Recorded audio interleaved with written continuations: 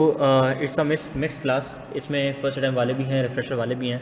तो मैंने अपने प्री रिजल्ट बैच वालों से वादा किया था कि मैं कुछ मेरिट के ऊपर बातें करनी है, कुछ पासिंग रेशो के ऊपर बात करनी है, कुछ कामयाबी और नाकामी के ऊपर बात करनी है। तो वो मैं बात करूँगा इंशाल्लाह ताला जब मेरे पास पोस्ट रिजल्ट वाले बच्चे आ जाएंगे।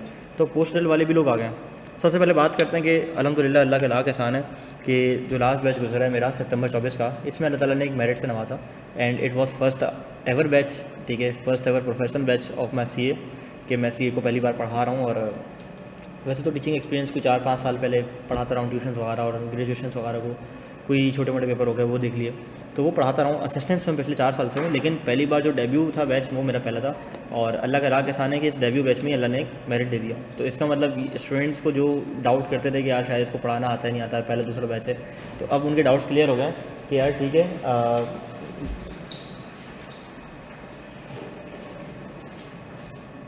तो बच्चों के डाउट क्लियर हो गए कि यार अल्लाह का शुक्र है इनको पढ़ाना तो आता है, एक मेरिट भी आ गया है, वो इस बात का एविडेंट हो चुका है। बहरहाल मेरिट आने में टीचर की कोई जो है ना वो मेहनत नहीं होती है सच। टीचर उतनी ही मेहनत करता है जितनी उस मेरिट वाले बच्चे पे की है, तो फेल होने वाले पे भी उतनी ही मेहनत की होगी। मेरे तो लेक्चर से ऑनलाइन इधर लेगा ना बेटा, शाबाश इधर लिया, इधर लिया, हाँ गुड, ठीक है। तो जितनी मेहनत मैंने उस मेरिट वाले बच्चे पे की है, इतनी मेहनत जो है ना वो बाकी सब पे भी की थी। ठीक है, जो फेल हुए उन पर भी इतनी मेहनत की थी। लेक्चर्स तो मैंने रिकॉर्ड करवा के दे दिए थे ना, कस्टमाइज बैच भी दे दिया था। व्हाट्सएप ग्रुप की सपोर्ट भी मेरी जो सपोर्ट थी वो सबके लिए एक सी थी, लेकिन किसी ने इसका ज़्यादा बेनिफिट उठाया, किसी ने कम उठाया।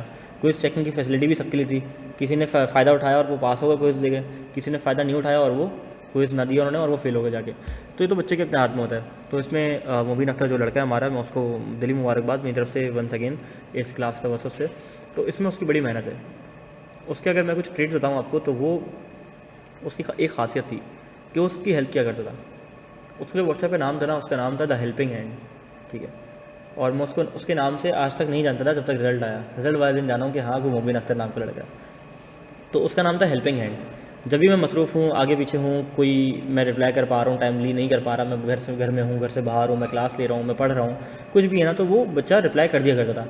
और कभी उसकी कोई क्वेरी होती थी तो वो मैं उसको आंसर कर दिया करता था। तो वो उसकी खासियत क्या थी कि वो सबकी मदद करता था। तो आप लोगों के लिए क्या लेसन है कि आप लोगों ने दूसरों की मदद करनी है, दूसरों की क्वेरी को आंसर करना है। खास और रिफ्रेशर वाले हज़रात, जब भी बच्चा कोई मुझसे ग्रुप में सवाल पूछे, और सवाल पूछा करो, ये नहीं करा करो कि यार अगर मैं सवाल कर रहा हूँ तो दूसरे ये समझेंगे ये बहुत पढ़ रहा है और नज़र लग जाएगी। ऐसी बेवकूफ़ी नहीं करना, सवाल पूछो। जितना सवाल पूछोगे उतने डाउट्स क्लियर होंगे, जितने डाउट क्लियर होंगे उतना एग्जाम में अच्छा परफॉर्म करके आओगे। ठीक है, तो सवाल आपने पूछने, सवाल पूछने से आपने नहीं रुकना। एक बात तो ये हो गई। दूसरी बात ये, जो रिफ्रेशर वाले हजरात हैं, चूँकि वो एक बार पहला कोर्स पूरा पढ़ के आ गए हैं, एक बार 2 बार 3 बार होता है, कोई 4 बार भी पढ़ के आया हो, तो जैसे ही कोई बच्चा सवाल करे ग्रुप में, तो उसको फ़ौरन होनी चाहिए खुजली कि ये जो सवाल इसने किया है ये मुझे क्यों नहीं आता, इसका आंसर क्या है। मैं ज़रा किताब छानता हूँ, अपनी पुरानी नॉलेज को रिवाइज़ करता हूँ और देखता हूँ इसका आंसर क्या है, मैं इसको आंसर क्यों ना करूँ। और देखो फिर मेरे आंसर का वेट करो कि क्या मेरा आंसर वही था या थोड़ा डिफरेंस था। ठीक है, अगर मैंने कह दिया कि हाँ ठीक है इसने आंसर सही दे दिया, यानी कि you are good to go, तुम्हारे कॉन्सेप्ट्स हैं, तो इस बहाने दूसरों की हेल्प करने से तुम्हारे पिछले कॉन्सेप्ट भी रिवाइज हो जाएंगे और दूसरों की हेल्प भी हो जाएगी। बात समझ रही है? अपने लिए नहीं बोल रहा, मुझे टी नहीं चाहिए अलहमदिल्ला, बच्चे बहुत हैं बोलते हैं उधर भी टी रख लो, लेकिन मैं नहीं रखता, क्योंकि जो खुद काम करने में सुकून और तसल्ली मिलती है ना, वो किसी टी के काम पे रिलायंस में मुझे मज़ा नहीं आता इतना। ठीक है, एक बात तो ये हो गई। बाकी दूसरी बात यह है कि मुझे बहुत अफसोस भी हुआ सुबह मैंने रिजल्ट जब बैठ के देखे ना अपने बच्चों के कि उन्होंने मुझसे पढ़ा। ऐसा नहीं है कि सारे पास हुए, 100% पासिंग रिजल्ट तो किसी का भी नहीं आता ना, फेल तो सबके बच्चे होते हैं, तो मेरे भी हुए। जब मैंने देखा ना पास कौन हुआ फेल कौन हुआ, तो फेल होने वालों में ना मुझे एक बहुत बड़ा दुख पहुँचा। वो दुख ये मिला कि ये वो बच्चे फेल हुए जो क्विज़ नहीं दिया करते थे। जब मैं क्लास में होमवर्क दे रहा हूँ तो होमवर्क करके नहीं आते थे। जब मैंने लास्ट मंथ में पूरे पाकिस्तान के लिए क्विज़ फ्री कर दिया था कि मैं तुम्हें लास्ट वीकली हर मंथ आखिरी महीने में हर वीक एक ग्रेड का टेस्ट दूंगा, grade 1, grade 2, grade 3, grade 4, grade 5, और तुमने क्विज़ अटैम्प्ट करने हर जुम्मे को होता था और 4 जुम्मे मेरे थे। ठीक है, आ जाओ। तो 4 जुम्मे को मेरे क्विज़ हुआ करते थे, वो बच्चे सबमिट कराते थे ईमेल पे, टीम चेक करती थी और कमेंट्स के साथ उनको रिटर्न बैक करती थी। उन बच्चों ने उसका फ़ायदा नहीं उठाया, वो फेल हो जाएंगे, क्योंकि मैंने ये बात कह दी थी कि अगर इस अटैम्प्ट में प्रैक्टिस नहीं करोगे तो आईकेप अगले अटैम्प्ट में प्रैक्टिस का कोटा पूरा करवाएगा, और जिन लोगों ने इस अटैम्प्ट में प्रैक्टिस नहीं की थी तो इस अटैम्प्ट में तुमसे आईकेप कोटा पूरा करवा रहा है प्रैक्टिस का, रेस्ट श्योर अबाउट इट, वो तुम्हें करनी पड़ेगी। अच्छा, तो ये 2 बातें तो हुई कि हमारी किस तरह से मैं आपसे क्या एक्सपेक्ट करता हूँ। दूसरी चीज़ एक तो ये हो गया कि तुम लोगों ने दूसरों की क्वेरी से आंसर करनी है, खासतौर रिफ्रेशर वाले, और दूसरी बात ये कि तुम लोगों ने क्विज़ भी अटैम्प्ट करने हैं, और जो बच्चे पास हुए उन्होंने क्विज़ किए थे, जिन्होंने जो फेल हुए उन्होंने नहीं किए हुए थे। जनरली उनका एटीट्यूड ये था, ना वो ग्रुप में एक्टिव थे, ना वो कोई क्विज या मॉक वगैरह अटेंड किया करते थे। बाकी अभी मैं आगाज़ करता हूँ अपने इस लेक्चर का। लेक्चर नंबर 21 है मेरा कैफ 7 का, और इसके अंदर मैं पोस्ट रिजल्ट बैच की मेथोडोलॉजी बताऊंगा कि प्री की क्लासेस जो निकल गई हैं उसको किस तरह से तुम लोगों ने कैचअप करना है, और पोस्ट की क्लासेस जो आने वाली हैं, जो चल रही हैं, आज से शुरू हो गई हैं, उसको तुम लोगों ने किस तरह से कोप अप करना है। ठीक है, एक तो ये चीज़ हो जाएगी। इसके बाद जो नया चैप्टर स्टार्ट होगा वो होगा परसों से। कैफ 7 की जो क्लासेस हैं वो हुआ करेंगी अब इस नवंबर के महीने में हफ्ते में 3 मरतबा, 3 दिन। आज क्या है? मंडे, तो फिर मंडे, वेडनेसडे और फ्राइडे होगी। बी लॉग हुआ करेगी ट्यूसडे, थर्सडे, सैटरडे। रीज़न भी मेरी दिसंबर में अटैम्प्ट है, तो मैं क्लासेस तो पूरी डिसकंटिन्यू नहीं करूँगा, लेकिन पेस स्लो कर दूँगा। 2 वजह हैं, एक तो ये कि पढ़ाई, दूसरी वजह ये कि जो पीछे वो वाले हैं जिनके पेंडिंग लेक्चर्स का बैकलॉग है 20 लेक्चर्स का, मैं नहीं चाह रहा मैं हफ्ते में 5 लेक्चर दूँ और हर हफ्ते वो 25 से 30, 30 से 35, 35 से 40 लेक्चर हो जाएं और वो कभी पकड़ ना सकें। फिर वो बोलेंगे उधर भाई आखिर में कस्टमाइज भेज दे दो, उसकी तैयारी कर लेंगे, तो मैं ये नहीं चाहता। ठीक है, तो अगर मैं आप लोगों के लिए क्लास का पेस स्लो कर रहा हूँ तो मैं आपसे ये एक्सपेक्ट करता हूँ कि आप लोगों ने उस पेस को मैच करना है, और हफ्ते में मेरी 3 क्लासेस हुआ करेंगी सवा घंटे की, इससे ऊपर नहीं। और इतने में आपने दिन में 2 लेक्चर लेने हैं और अपने कोर्स को भगाना है। 2 हफ्ते में मेरे साथ मैच कर लेना है। ठीक है, क्या ये बात क्लियर है? फर्स्ट टाइम वाले तरह ठीक हो गया?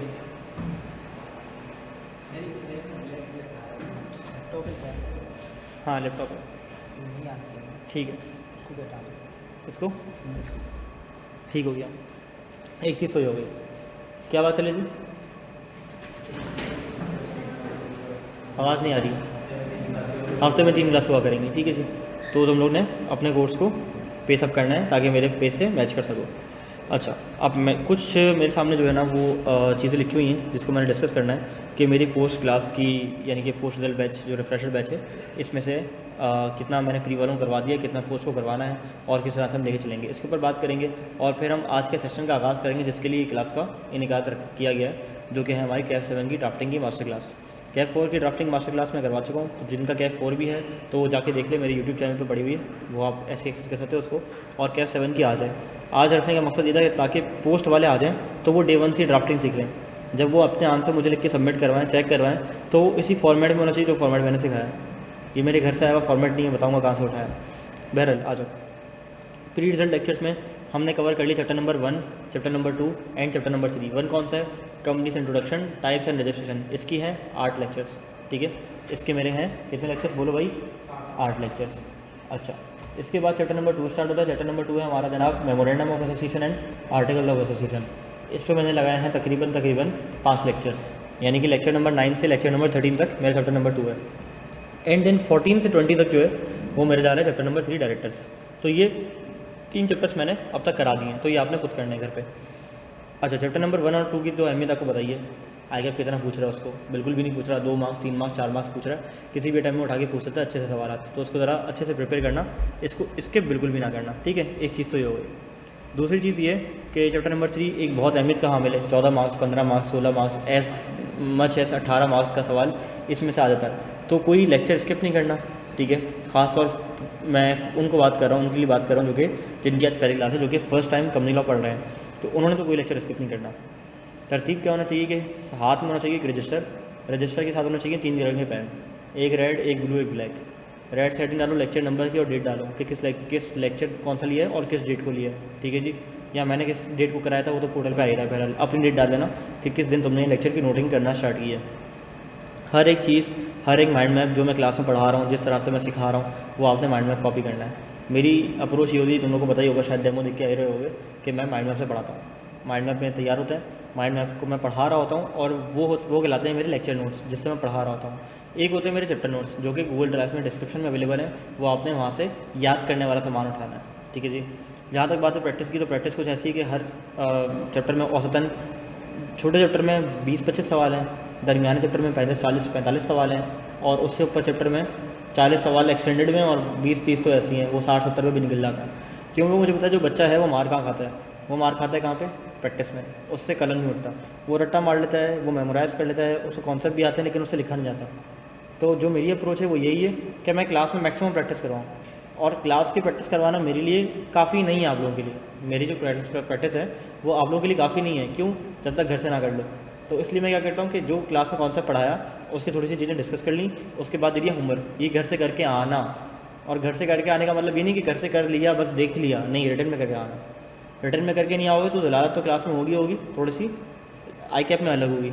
फिर अगली बार किसी और टीचर की क्लास में बैठोगे और बोलोगे सर वो 2 बार रुक चुका है, एक बार फला से पढ़ा था, दूसरी बार हुजैर भाई से पढ़ा था, फिर रुक गया। ठीक है, तो इंसान को क्या चाहिए कि अपनी गलती आइडेंटिफाई करे। टीचर कोई बुरा नहीं होता, कोई बड़ा टीचर नहीं होता, कोई छोटा टीचर नहीं होता, सब काबिल एहतराम है। ठीक है, सब अच्छे टीचर हैं। जो मेरे अलावा भी लॉ पढ़ा रहे हैं वो भी मेरे उस्ताद हैं और सब मेरे लिए बहुत काबिल एहतराम है। ठीक है, मसला होता है कहीं ना कहीं स्टूडेंट में कि वो शायद उसकी केमिस्ट्री से मैच नहीं कर पाता। हो सकता है काफ़ी लोग ऐसे हों क्लास में जिनकी मुझसे केमिस्ट्री मैच कर रही है, लेकिन जो दूसरे लोग हैं जो बाहर हैं, जो इस क्लास में नहीं है, हो सकता है कि उनको मेरे पढ़ाने का तरीका पसंद ना हो या ओवरऑल ऑल टुगेदर मैं ही पसंद ना हो। होता है ना एक इंसान को इंसान पसंद नहीं होता, तो उसकी नहीं समझ आएगी भाई। कभी भी ऐसे टीचर्स होते थे, आपको कितना भी अच्छा पढ़ा लेकिन अगर आपको उसकी पर्सनैलिटी अच्छी नहीं लगती ना, आपको उसके इल्म से कभी भी फैसला हासिल नहीं होगा। ये मेरे साथ भी हो चुका है। बहुत काबिल टीचर, लेकिन बस क्योंकि मुझे अट्रैक्ट नहीं करता था वो बंदा या वो टीचर, तो मैं उसके इल्म से कभी फ़ायदा हासिल नहीं कर पाया। ऐसे होता है, ऐसे बहुत सारे मेरे साथ भी हो चुका है। तो बहरहाल क्या बात चली थी कि आप लोगों ने क्या करना है, क्विज़ घर से करके लाना है। क्विज़ जो होंगे वो PDF फॉर्म में आपने सबमिट करवाने ईमेल पे ARTTClawquizzes@gmail.com ग्रुप पे मैंने शेयर कर दिया, और आप दोबारा भी कर देगा भले, मसला नहीं है। और उस पर आपने PDF फॉर्म में अपने क्विज़ सबमिट करवाना है। क्विज़ मेरा अब तक हो गया एक, chapter number 1 and chapter number 2 का हो चुका है। 3 और 4 का मैंने लेना है, वो मैं 4 के बाद दूंगा। 3 मैंने करवा दिया, 4 हमारा परसों से इंशाल्लाह स्टार्ट है। चीफ एग्जीक्यूटिव ऑफिसर वाला chapter, chief executive and other officers वाला चैप्टर है। ठीक है जी, तो बहरहाल स्टार्ट करते हैं। चैप्टर नंबर 1, 2 एंड 3 मैंने बता दिया, करवा दिया है। 20 लेक्चर मेरे हो चुके हैं। मोड ऑफ लर्निंग क्या है, फिजिकल क्लासेस हैं और ऑनलाइन क्लासेस भी मौजूद हैं। इनकरेज ये करूँगा जो कराची वाले हजरात हैं वो फिजिकल आके लें, फिजिकल पढ़ें, क्योंकि ख़ास तौर पे रिफ्रेशर वाले हजरात जो 1 बार 2 बार फेल हो चुके हैं।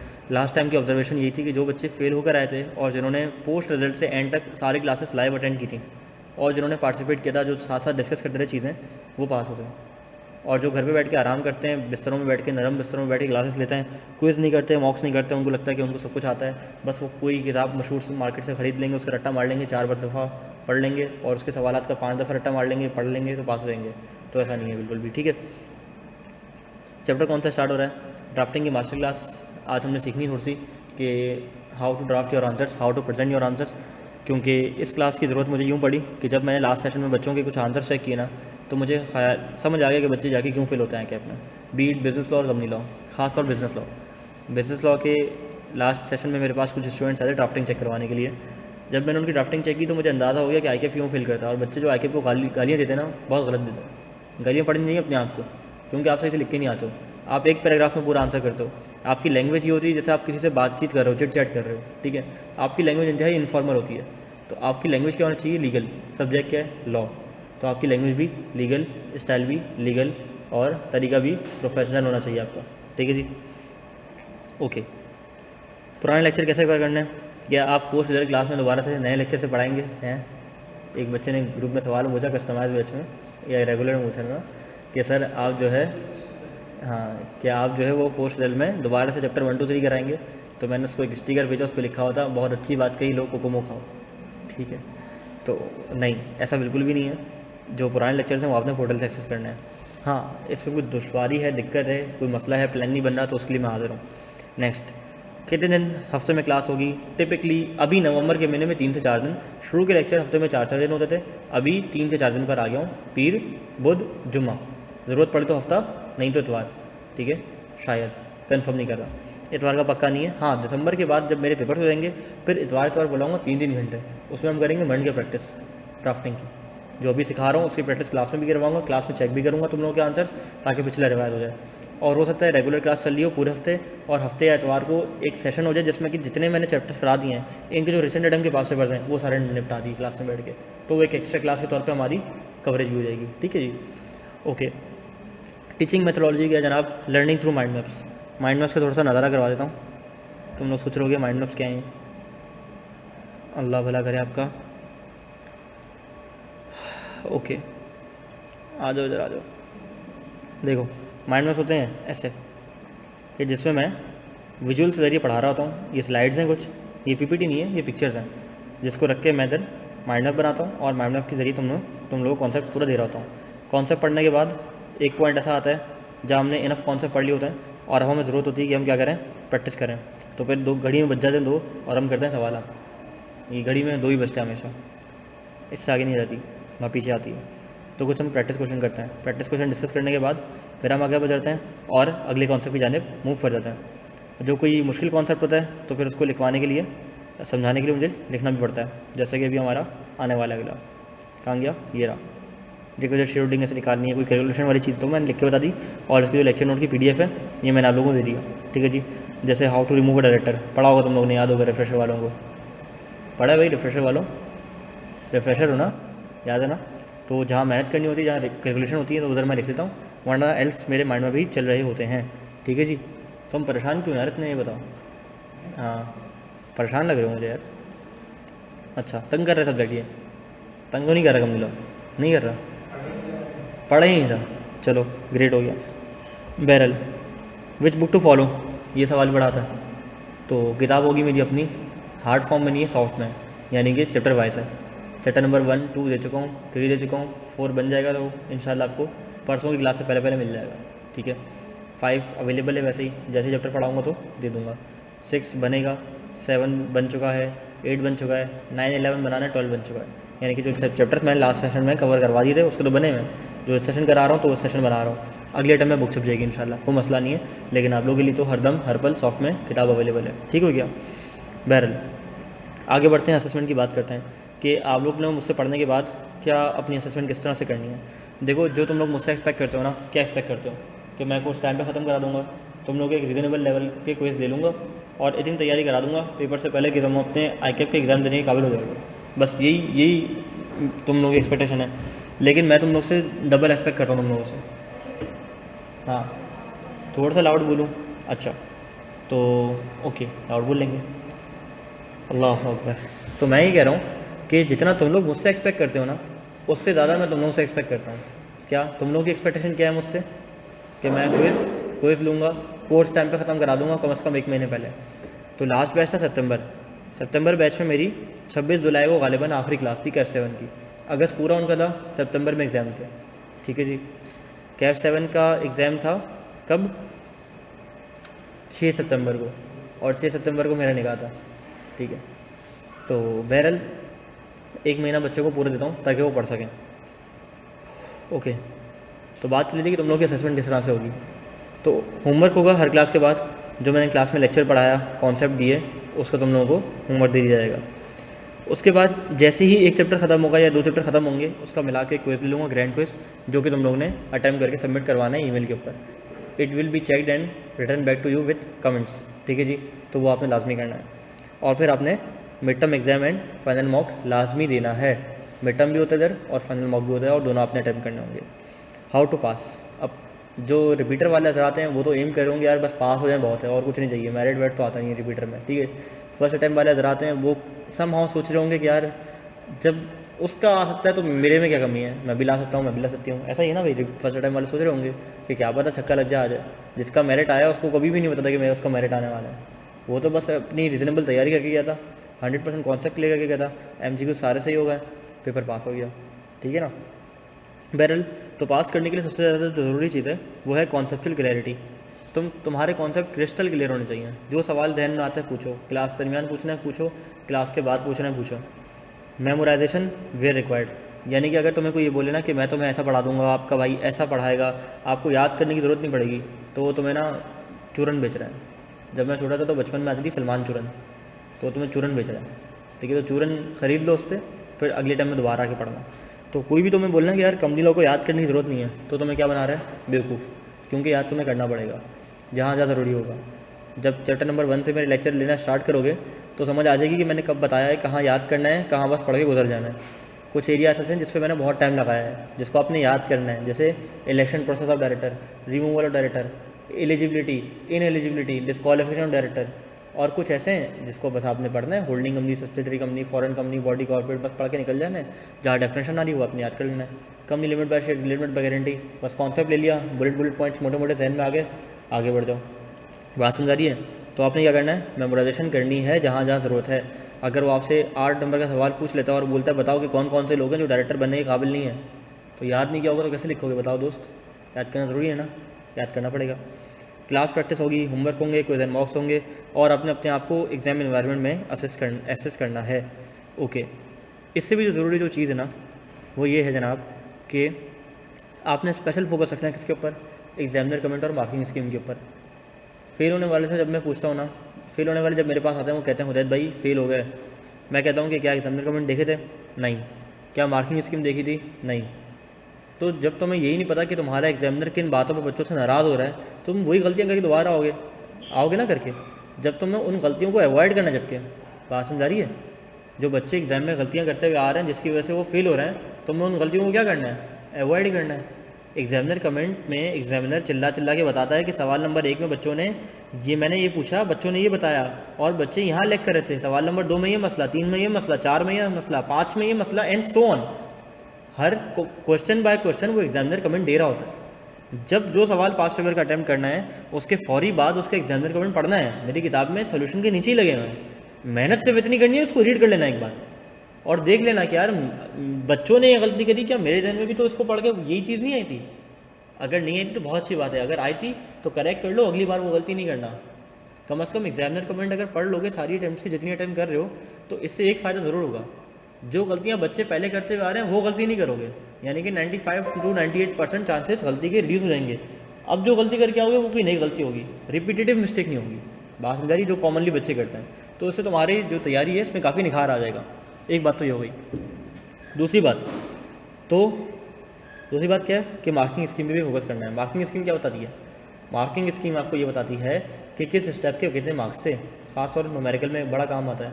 गुडविल निकालने के कितने मार्क्स थे, एनसीए निकालने के कितने मार्क्स थे कंसोलिडेशन में, ठीक है। IFRS 15 में जो है जनाब कॉन्ट्रैक्ट को आइडेंटिफाई करने के कितने मार्क्स थे, परफॉर्मेंस ऑब्लिगेशन आइडेंटिफाई करने के कितने मार्क्स थे, परफॉर्मेंस ऑब्लिगेशन ट्रांजैक्शन प्राइस को परफॉर्मेंस ऑब्लिगेशन में बांटने के कितने मार्क्स थे, वो सब बताता है। Same case for company law कि टाइप ऑफ कंपनी अगर सवाल में थी तो उसके ऊपर कौन कौन सी रिक्वायरमेंट अप्लाई हो रही हैं वो आपने बताना है, ठीक है जी। कब डायरेक्टर साहब अहल हैं, कब डायरेक्टर साहब ना अहल हैं, बताना है। डायरेक्टर साहब के ऊपर कौन सी लेवल की पेनल्टी लगेगी, क्या इनको अडयाला भेजा जाएगा या फिर कुछ पैसे लेके फाइन के तौर पे इनको छोड़ दिया जाएगा। जो भी है आपने स्टेप बाय स्टेप जब बताया ना अपना आंसर, तो हर किसी एक चीज़ के आपके कोई ना कोई छुपे हुए मार्क्स हैं। अगर 5 नंबर का सवाल है तो एक एक 2 मार्क्स किसी ना किसी बात को करने का है, आपने पढ़ना है, ताकि आपको समझ आए कि अगर मैंने इतना लिखा है तो क्या काफ़ी है इतना लिखना, या मुझे 2-3 बातें और भी करनी पड़ेगी, ठीक है। बात समझ आ रही है मेरी? यहाँ तक किसी का वही सवाल है, कोई परेशानी तो पूछ लो। ऑनलाइन वाले ज़रात, क्या मेरी बातें आप लोगों के कान में आ रही हैं या एक कान सुन के दूसरे कान से निकाल लो?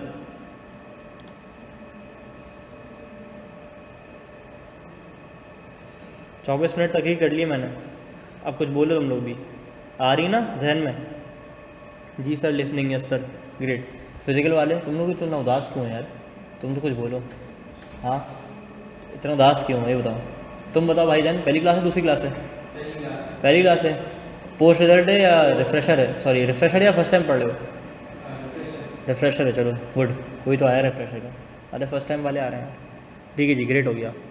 तो बस अल्लाह का नाम लेके अब आगाज़ करते हैं अपने ड्राफ्टिंग सेशन का, ठीक है जी। मैं पानी पी लूँ ताकि जान में जान आ जाए।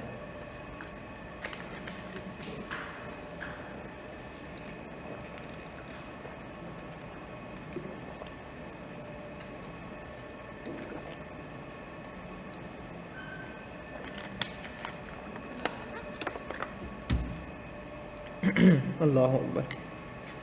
चलो जी, अल्लाह का नाम लेके आगाज़ करते हैं। एक बंदा तिलावत कर लें, बड़ी लेट हो गई तिलावत, लेकिन चलो ड्राफ्टिंग से पहले ही सीख लेते हैं तिलावत।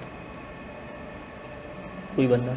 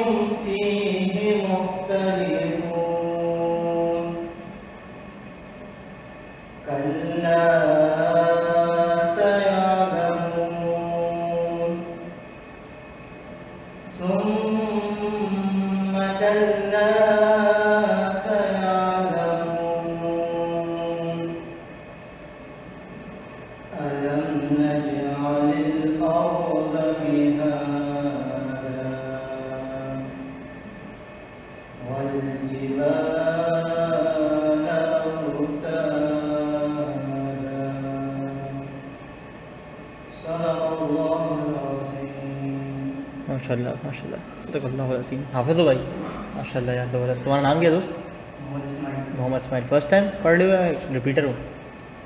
हाँ फर्स्ट टाइम पढ़ो, ग्रेट यार माशाल्लाह। आप तिलावत हम करवाएंगे मोहम्मद इस्माइल भाई से। ठीक है जी, आगाज़ करते हैं। अल्लाह का नाम लेके हमने माशाल्लाह बड़ी ज़बरदस्त जो है ना वो तिलावत हो गई। सर आपकी क्लास की टाइमिंग यही होगी? ऑडिट के साथ आज क्लास हुई है, वो ड्रॉप की आज। क्लास हुई ऑडिट के साथ? हाँ CMA के साथ तो हुई है, वो मैं मानता हूँ। ऑडिट के साथ भी क्लास हुई है 12:30 से 1:30 ऑडिट की थी। हाँ ठीक है, हो गई होगी, कोई मसला नहीं है। क्योंकि अगर मैं क्लास सुबह 8:30 बजे रखता, कितने लोग आते हैं ईमानदारी से बताओ? 2-3 आते हैं बस, यही आते हैं ना, बाकी बाजी नहीं आती, ये भी नहीं आता, ये भी नहीं आता, ये भी नहीं आता। ठीक है जी, ऐसा ही है। इसीलिए जानबूझ के मैंने क्लास रखी है दोपहर को, ताकि ऑनलाइन वाले भी ज़्यादा हैं, फिजिकल वाले भी ज़्यादा हैं, क्योंकि मुझे सिखाई ड्राफ्टिंग है। ड्राफ्टिंग सीख जाओ, भले क्लास में कोई बंदा नहीं आए, मैं खाली कैमरे को पढ़ा लूँगा देख के। ठीक है, बच्चे उसमें भी पास हो जाएंगे इंशाल्लाह, रिकॉर्डेड भी पास हो जाएंगे, मसला नहीं है मुझे। लेकिन इनकरेज करता हूँ लाइव आओ, फिजिकल आओ। तो मैं सुबह ही पढ़ाता हूँ, सुबह मेरी टाइमिंग फिक्स है 9 से 10:30, या अभी 10 बजे से रहमत पढ़ा रहा है आजकल, तो फिर मैं 8:30 या 9:45 से 10 चला जाऊँगा। ठीक है जी, चलो जी। बहरहाल देखो, जब तुम लोग कोई भी सवाल पढ़ते हो ना ICAP का, तो उसके अंदर तुम्हें जो सबसे पहली चीज़ देखनी है वो ये देखनी है जनाब, कि तुमने क्वेश्चन की टर्मिनोलॉजी को डिकोड कैसे करना है। डिकोड का मतलब समझते हो? किसी एक ज़बान में अगर तुमसे कोई बात की जा रही है, तो उसको डिकोड करने के लिए तुम्हें क्या आना चाहिए? वो लैंग्वेज आनी चाहिए, ऐसा ही है ना? तो ICAP की ज़बान क्या है, ICAP की टर्मिनोलॉजी क्या है, जो वो सवाल में मांग रहा है वो क्या पूछ रहा है, ये तुम्हें आना चाहिए। ठीक है, अगर ये तुम्हें नहीं आएगा तो तुम सवाल की जो बिल्कुल बेसिक चीज़ है ना, बिल्कुल बेसिक रिक्वायरमेंट है, वो करेक्ट नहीं कर पाओगे।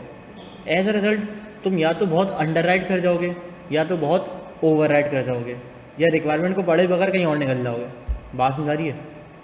तो इसके लिए सवाल की टर्मिनोलॉजी को डिकोड करना बहुत ज़रूरी है। अब देखो कहता क्या है, कहता है directive words like explain, discuss और evaluate tell you how to approach each question, knowing what these term means help you structure your answers effectively, ensuring you meet the examiner expectation।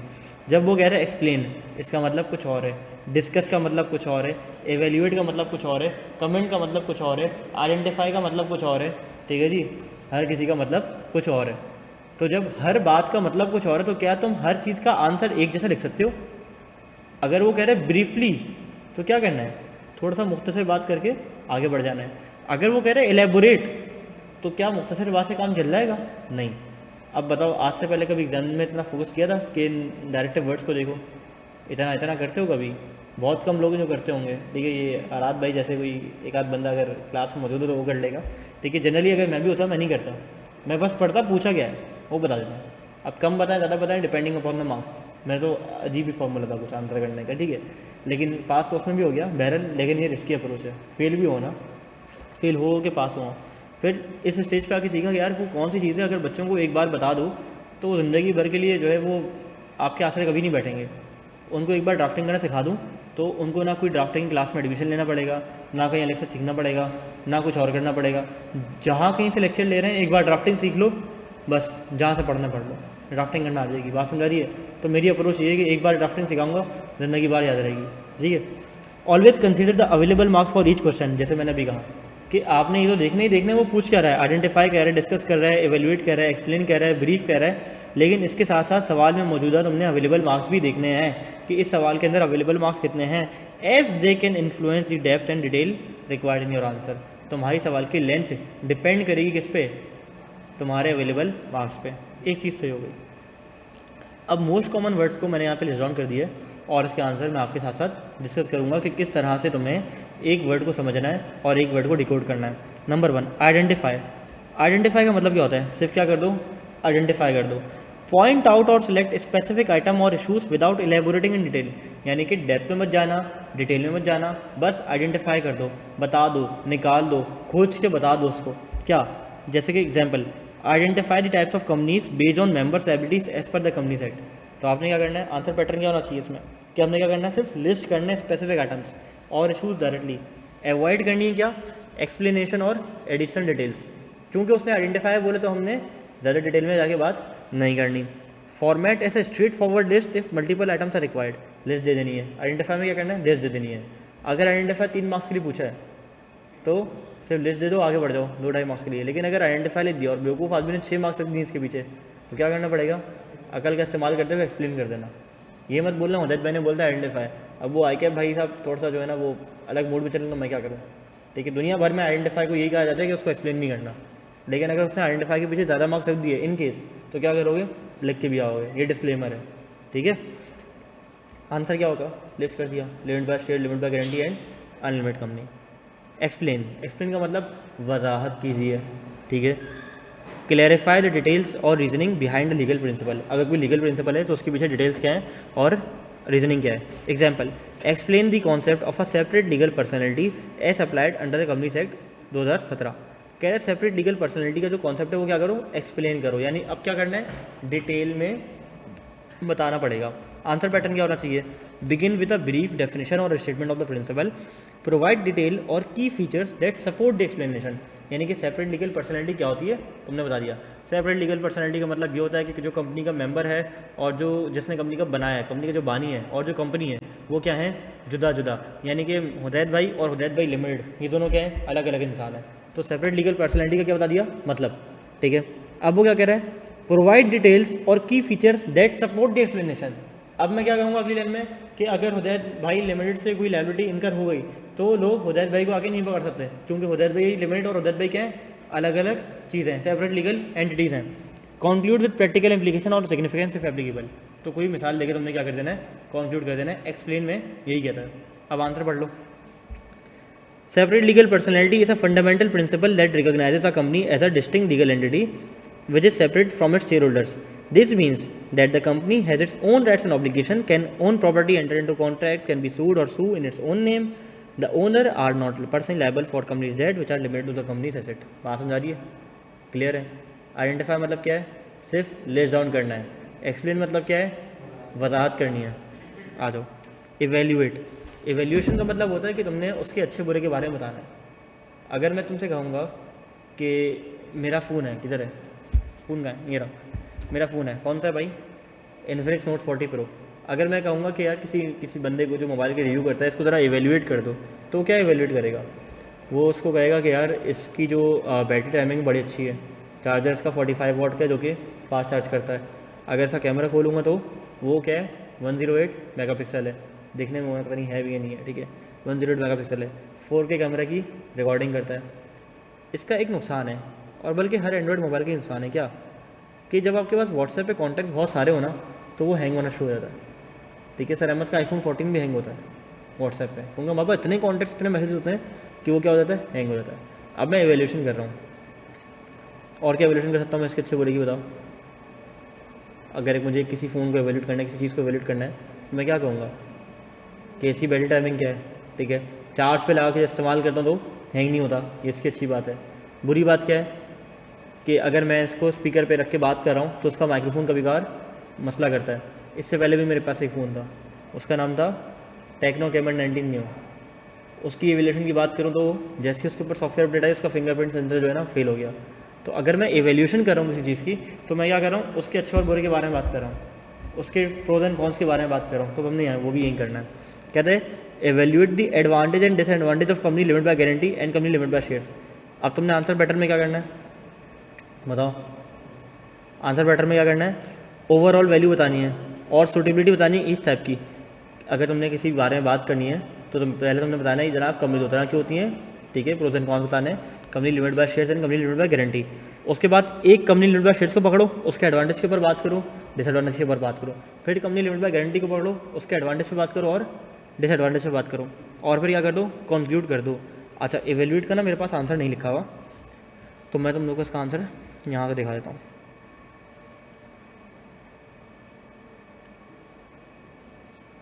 एक सेकेंड, अभी मैंने upload किया था इधर, किधर गया भाई साहब? कैफ 7 ड्राफ्टिंग हुआ नहीं अपलोड? अभी दोबारा कर देते हैं, नो प्रॉब्लम, अभी आ जाता है। कैफ 7 नॉलेज बैंक, ये रहा।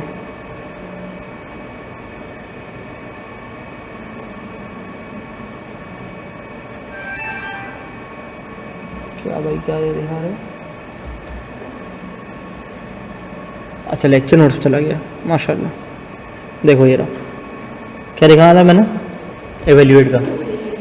अच्छा बहरहाल ये पीडीएफ तुम्हारे किसी काम का नहीं है, ये मेरे ही काम का है।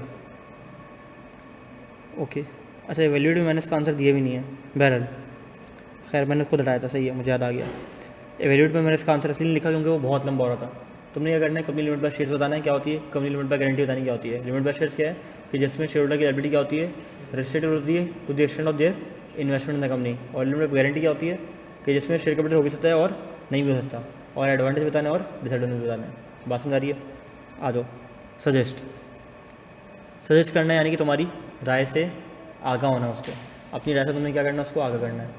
सजेशन में क्या करना है, suggest the best course of action, suggest on the appropriateness of the statement of mister Ali. तो क्या करना है, तुमने उसके बारे में अपनी राय से आगा करना है।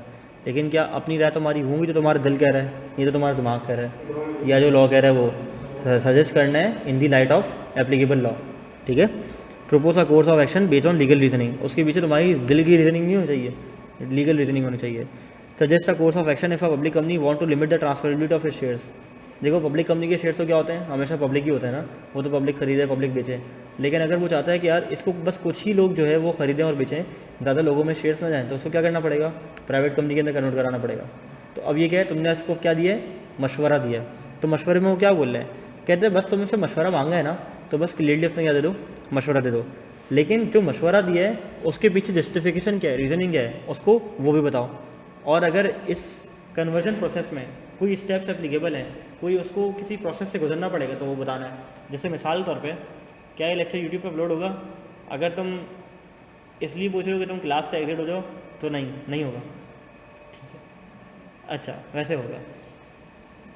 बहरहाल जैसे अगर मैं मिसाल दूँ कि एक बंदे को अपना principal line of business change करना है, ठीक है, जब वो principal line of business change करेगा तो उसका नाम भी चेंज होगा, क्योंकि उसके नाम से मैच करना चाहिए।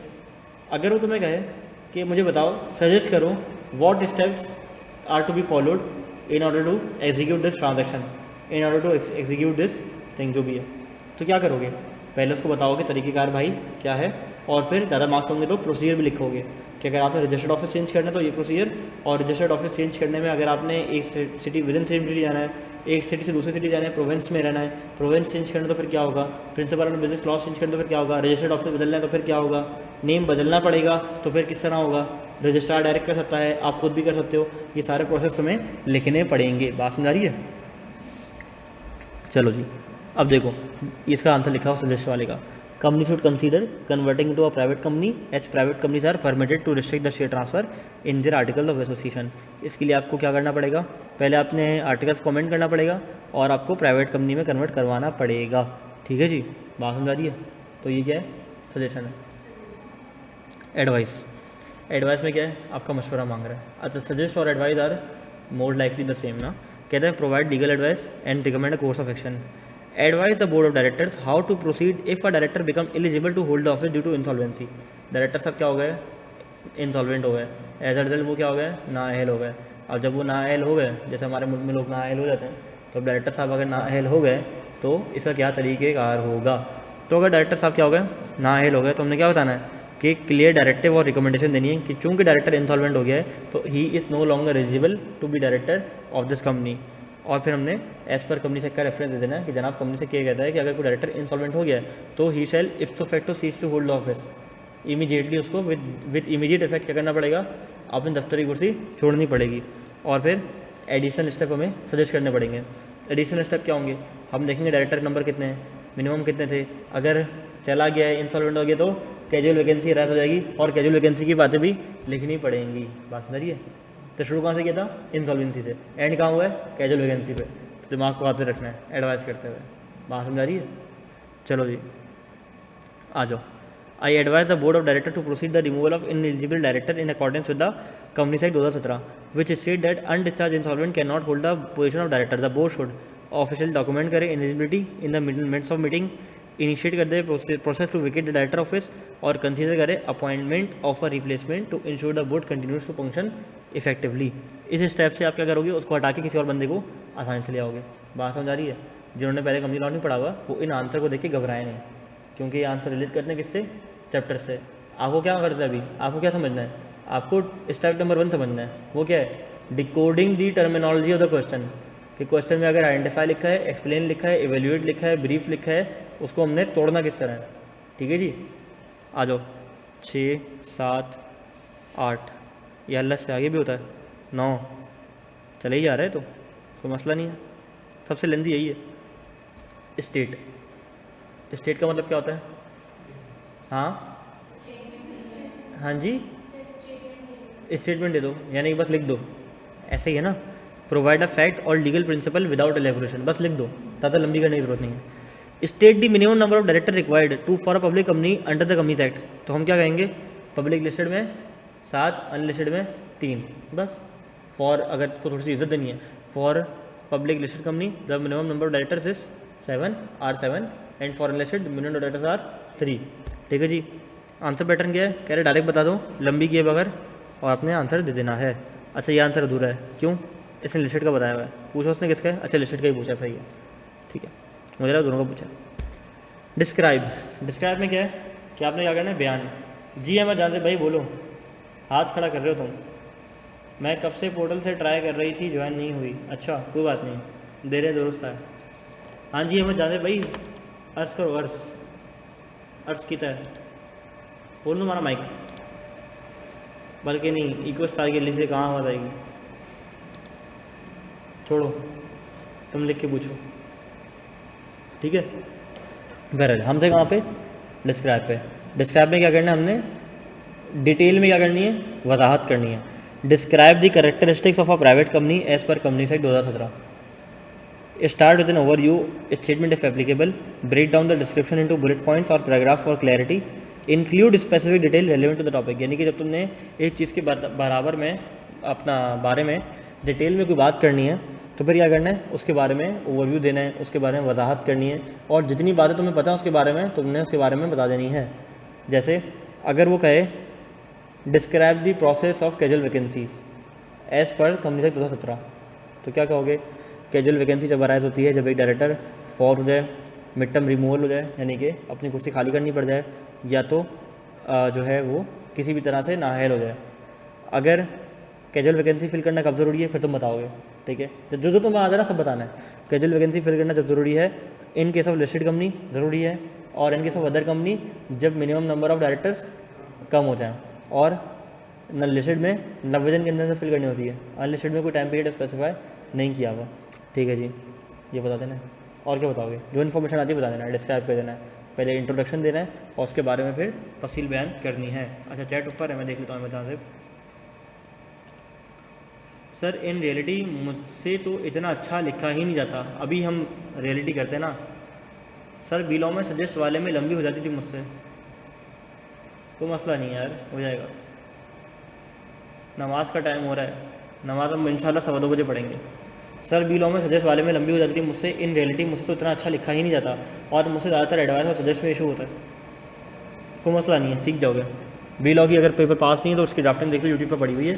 फिलहाल हम बात करेंगे इसकी, सी लॉ की। अभी तो स्टेप नंबर 1 है, इसमें बोर हो रहे हो तुम लोग, बोर ही तो रही है।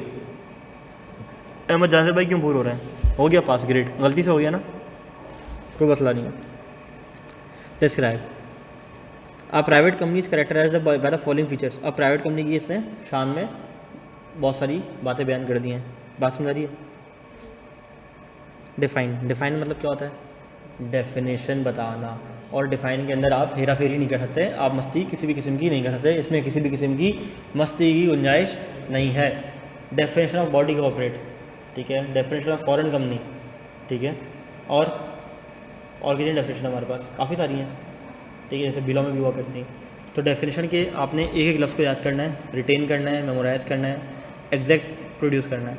कोशिश करो कि सेंटेंस स्ट्रक्चर भले आगे पीछे अगर कर भी दो गलती से, लेकिन वर्ड्स चेंज नहीं करना, ठीक है, वर्ड्स को हमने वैसा ही रखना है।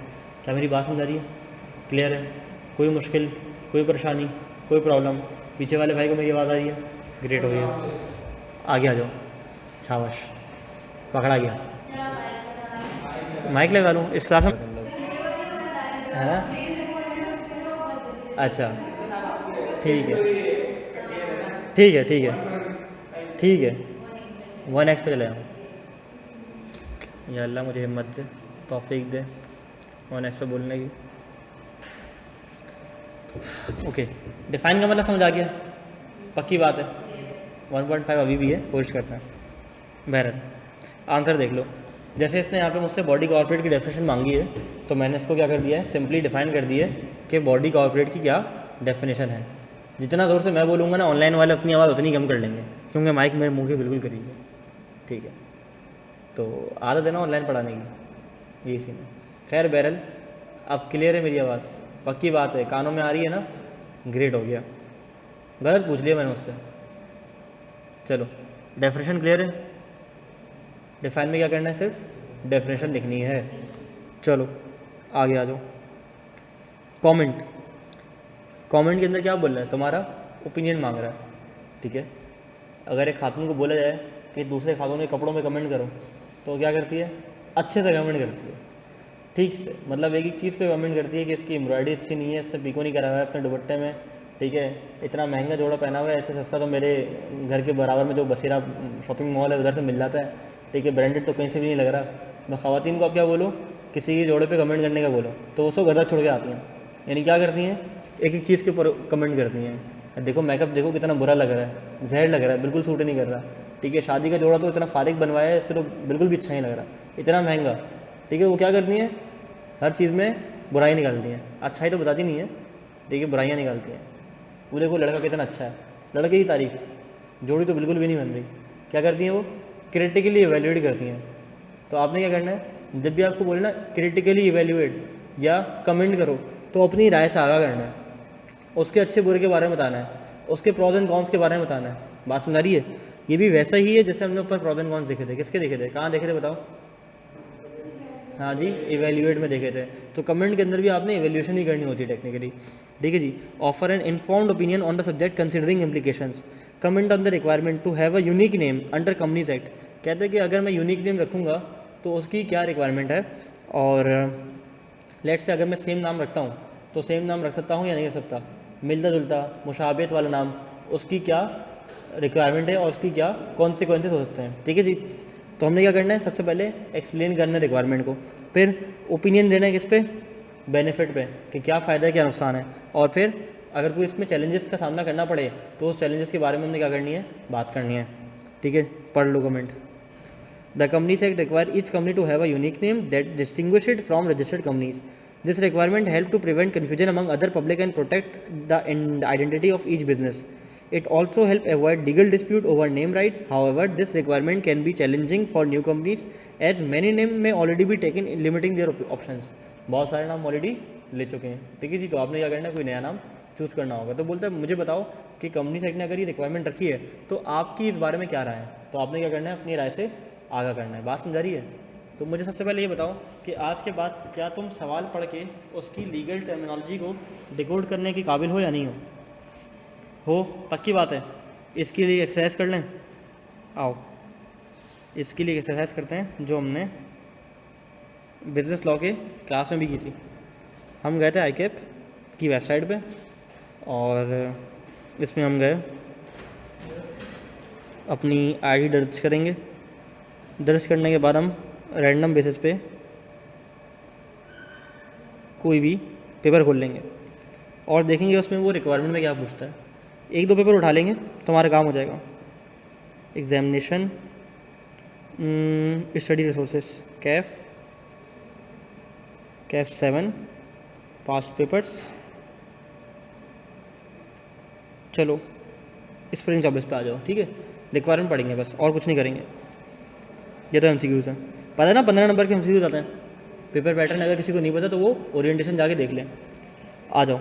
Consider the following 3 independent situation. अब देखो बोल क्या रहा है, under the provision of securities act discuss करना है, यानी कि वजाहत करनी है, थोड़ी सी डिटेल में बात करनी है। सवाल नंबर 3, स्टेट द मैटर्स, यानी कि सिर्फ स्टेट करना है।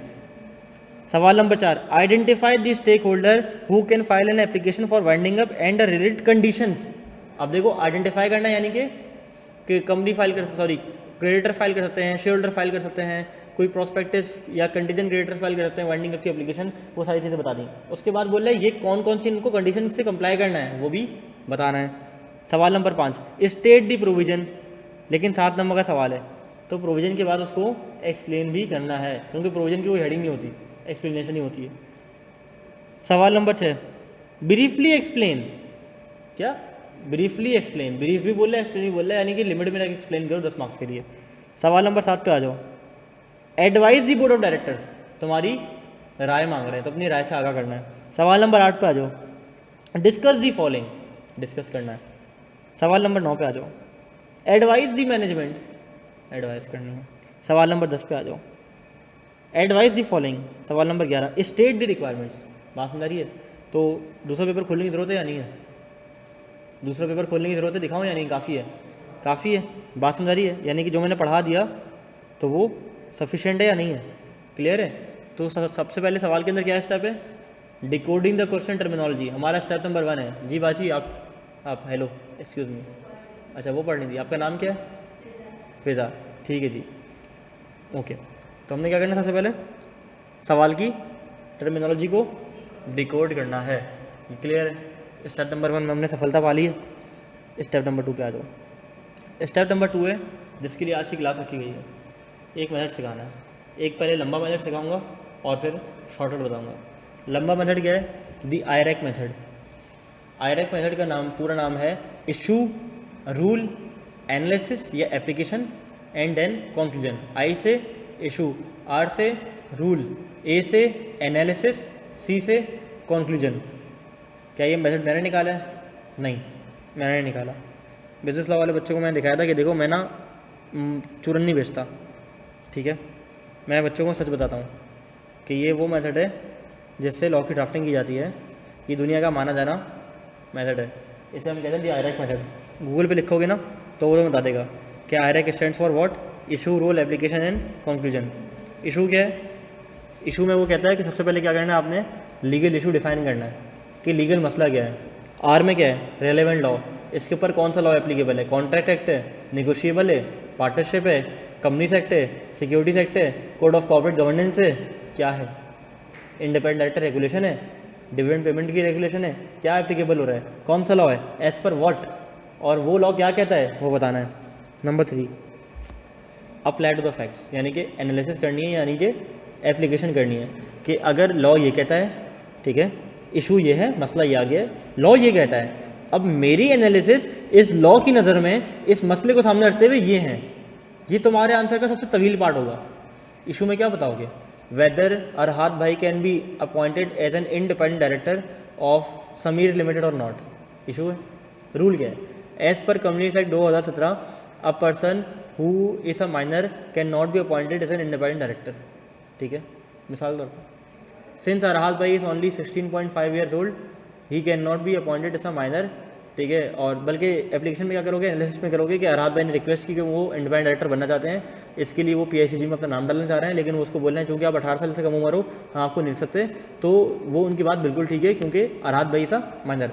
कंक्लूजन क्या, in the light of the above since Arhat is a minor he can not be appointed as an independent director of any company. बात समझ आ रही है, ये क्या हो गया, issue, rule, analysis, conclusion.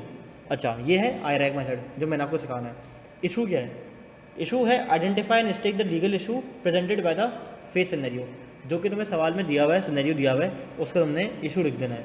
Issue क्या है, इशू दैट, अब देखो एक ही इशू है, उसी का एनालिसिस है, उसी का रूल है, उसी का कंक्लूजन आएगा। कहते हैं इशू क्या है, whether Ali enterprise private limited can legally use its name when there is already a registered company called Ali enterprises limited. वो पब्लिक कंपनी है, ये प्राइवेट कंपनी खुलने जा रही है, वो कह रहा है कि नाम ये रखता हूँ, स्टेटस चेंज कर दूंगा। Which claim that the similar name causes confusion and damages its business reputation. Issue क्या है, ये है। अच्छा क्या ICAP में इशू लिखने की ज़रूरत है, अब देखो अगर मैं तुम्हें आयरैक नहीं पढ़ाता ना तो वो सिर्फ RS ही रह जाता, मज़ा नहीं आता। ICAP में चूँकि टाइम की लिमिटेशन बहुत ज़्यादा है तो आप आई को स्किप मार दो, ठीक है, you can safely skip it. आपने क्या करना है, रूल से स्टार्ट करना है, R, A and C 3 paragraph में आंसर करना है, आई को छोड़ दो, क्योंकि अगर इशू तुम दोबारा लिखने बैठोगे वो सवाल में ऑलरेडी लिखा हुआ है, वो क्या हो जाएगा, रिपीटेटिव हो जाएगी। तो हमने रिपीटेटिव काम नहीं करना, जो सवाल में दिया हुआ है उसको उतार के हमें कोई मार्क्स नहीं मिलने वाले ज़्यादा, ठीक है। तो हमने कहाँ से स्टार्ट करना है, रूल से, रूल से, एप्लीकेशन से, कंक्लूजन से। आई क्यों दिखाया है, ताकि समझ आ जाए कि जनाब सीन क्या चल रहा है। ठीक है जी, आ जाओ डायरेक्ट हमने यहाँ से स्टार्ट करना है स्टेप नंबर 2 से, जिसमें हमने आयरेक मेथड अप्लाई करना है, RAC टेक्निकली। अब क्या है, रूल क्या है, स्टेट और define the legal principle that applies to the issue, यानी कि इसके पीछे कौन सा लीगल प्रिंसिपल छुपा हुआ है, लीगल प्रिंसिपल कौन सा शामिल है। हम क्या करेंगे, हम कहेंगे अंडर द कंपनी से 2017 a company name must be unique and should not be identical और deceptively similar to an existing name to avoid confusion in the market. ये मार्केट तो कंपनी सेगमेंट नहीं लिखा हुआ, लेकिन क्या लिखा हुआ है कि नेम सिमिलर नहीं होना चाहिए, ठीक है, मिसलीडिंग नहीं होना चाहिए, डिसेप्टिव नहीं होना चाहिए, अनडिज़ायरेबल नहीं होना चाहिए। तो मैंने उसी एक जुमले को उठा के क्या कर दिया कि चूंकि ये डिसेप्टिव और सिमिलर है, तो ऐसा नाम मार्केट में ऑलरेडी मौजूद है, तो ये हम नहीं कर सकते, ये कंपनी सेक्टर का क्या है, रूल है। रूल लिख दिया, ये लाजमी लिखना है, ठीक है, रूल लिख दिया, ताकि एग्जामिनर को क्या पता होगा कि तुम्हें जहाँ से उसने सिनेरियो पूछा है तुम वहाँ तक पहुँच गए हो, ठीक है, उधर तक तुम पहुँच गए हो, ये क्या है, रूल। अब आएगा एनालिसिस, ये तुम्हारे आंसर का तवील तरीन पार्ट होना चाहिए, it should be the most lengthiest part of your answer, ये तुम्हारे आंसर की जान है, कोर है। बात समझ आ रही है, आ जाओ। एनालिसिस में कहना क्या है, डिस्कस किस तरह से वो लीगल प्रिंसिपल तुम्हारे फैक्ट सिनेरियो से रिलेट करता है, this should be the most lengthiest portion of your answer. आओ पढ़ो। कंपनीज एक्ट कहता है कि कंपनी का नाम डिस्टिंक्ट होना चाहिए to protect the identity and reputation of existing business. इस केस में अली इंटरप्राइजेस प्राइवेट लिमिटेड बहुत सिमिलर है अली इंटरप्राइजेस लिमिटेड से। डिफरेंस क्या है, सिर्फ प्राइवेट की designation. This similarity can reasonably lead to confusion as customer might assume both business are related और part of the same company given that Ali enterprises limited was registered first. It hold prior claim to the name and it is legally protected against similar names that could mislead the public or harm its reputation। वैसे तो यहाँ तक की नौबत आती ही नहीं, जब ये रजिस्ट्रार के पास जाते हैं ना, वो उसको खुद बना कर देता है। रजिस्ट्रार प्रैक्टिकली करता है कि आपको 3 नाम देता है। ये मैंने बात क्यों नहीं बताई चैप्टर 2 में, क्योंकि पोस्ट में नहीं लिखी हुई, अभी क्यों बता रहा हूँ, जनरल नॉलेज सेशन है, सुन लो। वो आपको कहता है कि आप ना अपनी, जैसे याद है सीकअप का फॉर्म भरते थे मैट्रिक के बाद, अपनी डिज़ायर की 4 कॉलेज डालो, ठीक है, सबसे जो वो होता था उसमें हो जाया करता था। तो वो रजिस्ट्रार भी आपको यही कहता है अपने मन पसंदीदा ना 3 नाम डालो, फर्स्ट ये ना मिले तो ये ना मिले तो ये, जो अवेलेबल होगा वो नाम हम आपको दे देंगे। बात समझ आ रही है, क्लियर है? बताओ सबसे पहले क्या करना है, इशू इग्नोर, रूल लिखना है लाजमी कि as per which act which law कौन सा केस सिनेरियो अप्लाई हो रहा है। फिर एनालिसिस में क्या करोगे, उस केस लॉ की रोशनी में, उस लीगल प्रोविजन की रोशनी में, उस लीगल प्रोविजन की रोशनी में क्या करना है, अपने आंसर को बयान करना है। ग्रेट, पक्का। कंक्लूड करना है, समेटना है, ठीक है। ये नहीं ना कि जैसे हम बचपन में लेते ना, and this is called demand, ठीक है, वैसा वाला काम नहीं करना। आपने प्रॉपर क्या करना है, कंक्लूड करना है अपने आंसर को, ताकि लगे कि एक प्रोफेशनल बच्चे ने अपने आंसर को ड्राफ्ट किया है और वो ICAP में बैठा है, तो पास होने की नीयत से बैठना है। तो हमने अपना एटीट्यूड क्या रखना है, पास होने वाला रखना है, ठीक है जी। आ जाओ, कंक्लूजन क्या है, provide a conclusion based on your application to the rules of the facts. Example, in conclusion Ali enterprise private limited may need to change its name to avoid legal consequences as it conflict with an existing company name and violates the Companies Act 2017 which required the name to be unique and non-deceptive। हाँ जी, हो गया, पढ़ लिया सवाल। अब मुझे ज़रा बताओ कि इस सवाल में बोल क्या रहा है। सवाल पढ़ लेते हैं। सवाल पढ़ने का तरीका ये है कि सबसे पहले सवाल को अप्रोच करना है हमने रिक्वायरमेंट से, ठीक है। रिक्वायरमेंट क्या कहती है, in the light of the provision of companies act 2017 advise the board of directors of BL on the prerequisite that BL need to consider before proceeding with the potential sale of the industrial land to either Bahram और जावेद। कह रहा है कि एक industrial land हमने बेचनी है, आप बहराम को बेचें कि जावेद को बेचें। ठीक है, सवाल है आपके ऑटम 23 क्वेश्चन नंबर 3 भी, जो कि लिया गया है चैप्टर नंबर 3 से। सवाल का आगाज़ करते हैं। कहते हैं sodium industries limited is a listed company that has a subsidiary BL an unlisted company. At recent board meeting, BL approved the divestment of an inactive industrial land in Karachi, यानी कि कोई सब्सिडरीज की land बेच रही है। In this regard BL has receive the following proposal. Proposal A, Bahram director of BL यानी कि subsidiary का director has express his interest in acquiring the land at market value. In exchange he has offered his transfer of investment in the shares of an unlisted company to BL। कहता है मैं land खरीदना चाहता हूँ company से, ठीक है, लेकिन उसके बदले में क्या करूँगा, उसके बदले मैं बताओ नॉन कैश ट्रांजैक्शन दूंगा। अच्छा, वो कहता है सर जी आप फंसे हुए हैं। अच्छा, मेरी आवाज़ तो आ रही है ना, मैं फंसा हुआ हूँ, कोई बात नहीं, मैं मोबाइल यूज़ करते हुए फंस गया हूँ शायद।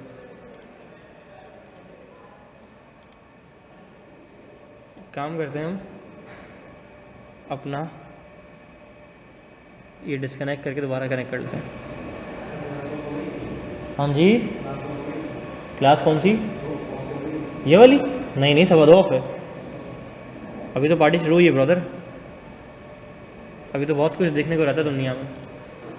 अभी से हार मान गए हो? स्क्रीन नहीं आ रही अब तक? हाँ जी, ये तुम लोग भी देख के नहीं बता रहे हो, स्क्रीन फंसी हुई है। मैं इधर बोले ही जाऊँ बोले ही जाऊँ बोले ही जाऊँ, ठीक है। वो देखो आप इस तरह के, आवाज़ तो आ रही है ना? आवाज़ आ रही है यार। अब इसका क्या हाल है? रुक जाओ, I need to check it with brother Dinesh, ठीक है। 15-20 मिनट की मेरी बात रह गई है, ये ख़त्म हो जल्दी यार।